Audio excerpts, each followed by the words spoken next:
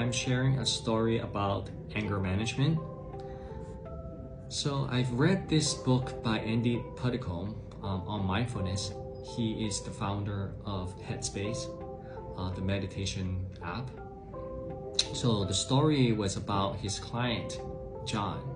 So John went to see Andy because he had some anger issue that he needs to deal with. He never had any physical violence with his family members, with his wife or daughter, but he often couldn't control himself because he would verbally abuse or say like harsh things, and he was consumed by a lot of anger. And he explained that it's just like a red mist descended from nowhere, and then he just couldn't control it. And I think the turning point was that when he lost his job, he become more and more mad, and then it's getting out of control. He would even the slightest thing, if a stranger said something unintentionally or did some small gesture that signaled something, he would become very angry.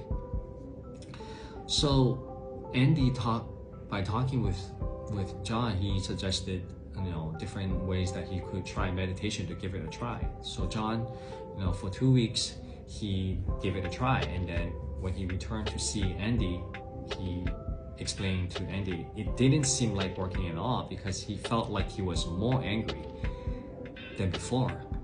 And then Andy was listening, and then John explained that it felt like when he just sit down and try to meditate, he was able to be, the only thing that he sees was his anger towards his why he lost his job, with everything else going on with his family, with his life.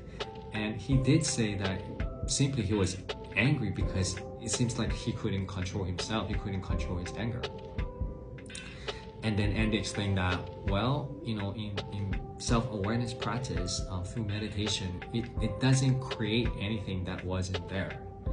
Basically, it just enables us to see more clearly, because as we quiet down, we're able to see more clearly what's going on. So, and then Andy suggested or asked the question, let's say if you see your daughter with John, if you see your daughter was very angry at something, what would you do to help her? And then, speaking from experience, John said that I would just hug her, because I knew from my experience that nothing I could say could help the anger. I would just be there to comfort her and be patient. And Andy suggested, would that be something that you wanted to try? To give yourself the opportunity to sit with your anger, to have patience and kindness and compassion. And then at that moment, John just cried, and it was maybe a little embarrassed, but he felt that something is changing at that time. So he was committed, and Andy taught him different methods that could actually help him. So John was committed, and he continued to try a meditation even twice a day, a very short time. And then, he went back to Andy and explained that it's not like that his anger would go away.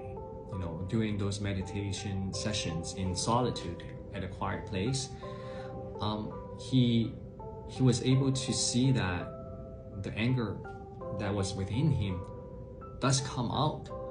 But he did say that he starts to notice that he was able to notice those emotions.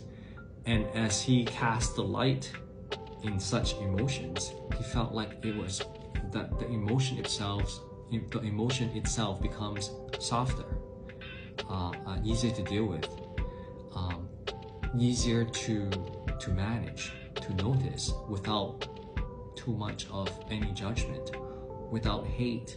And it does take practice. And he did say that it is not magically everything disappear, everything is